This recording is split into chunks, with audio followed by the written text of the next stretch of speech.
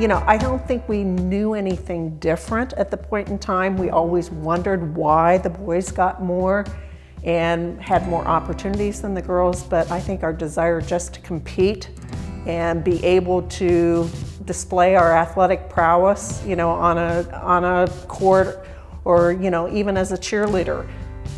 I believe, that we had women or girls at that point in time that just really wanted to be part of the team and also had that feeling that we can compete at a higher level than just intramurals. My father was a football coach. I would see, opportunities that I knew he had that my coaches didn't have. All the other coaches and I who coached the girls' teams had to worry about who's going to drive. How are we going to get them there? You were practicing whenever the boys didn't want the gym. You were outside on the field whenever somebody else wasn't using the field. And it took its toll. We had no real uniforms. And I remember we would earn enough money to everybody would have the same blue shorts and the same white t-shirt. And then our numbers for our games for each individual were the pennies that we would wear during the gym classes. So we had actually no traditional basketball or volleyball uniform. We really didn't, as head coaches, didn't have anybody else working with us to help plan any of that. So when you weren't teaching, that's what you were involved in. We just took what was left over, what they didn't want, and that at the time it seemed normal to me because I was a high school athlete and I was treated the same way.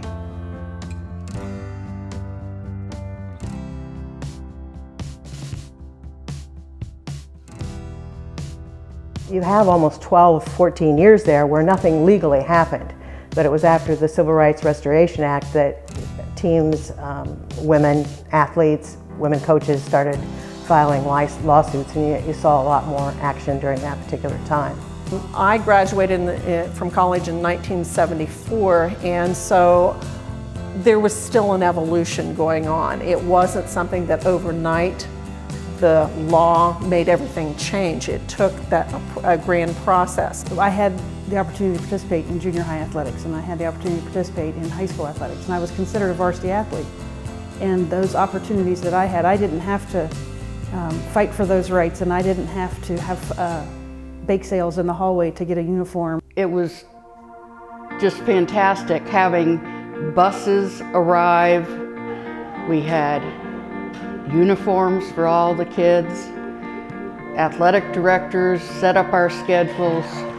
I mean, it was a different world.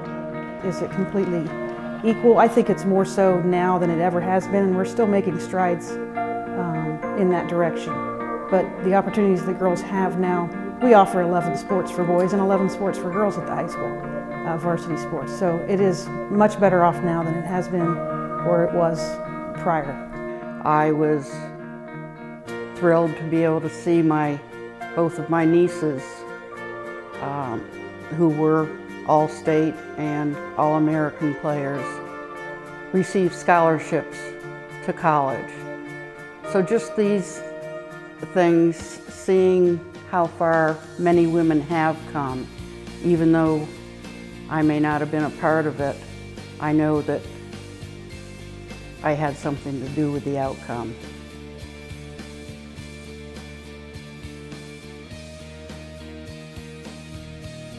There were about 60 women there that had come back from the early 60s through probably 1973, 74-ish. And we just sat around, and it was like we didn't miss a beat. We were teammates all over again.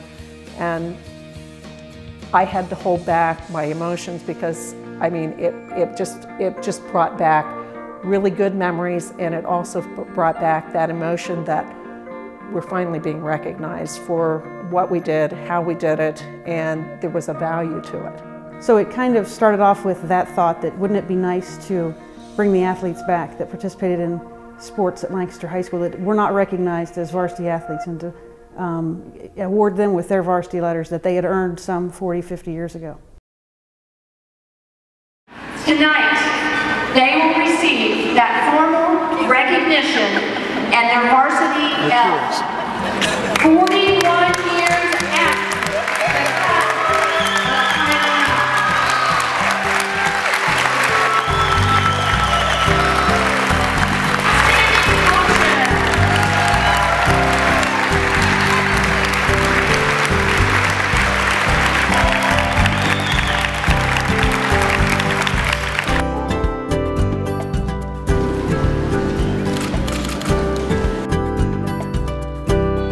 I want to welcome you back to Lancaster High School, athletes and coaches, and I want to thank you, guests, for attending our ceremony and our reception tonight. Congratulations, first of all, to the athletes on receiving your long overdue varsity letters. There you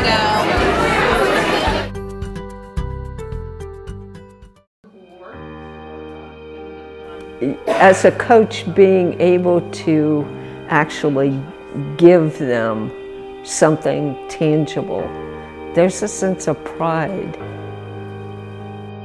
They all knew that they had contributed. They all knew the time they put in. Sweat, blood, and tears, and not unlike the guys, to bring home those wins. For me, I've been in athletics for 33 years, but this is where I started. This is where it all began for me. This is where I decided who I wanted to be and what I wanted to be. And to finally get that varsity L is very emotional for me.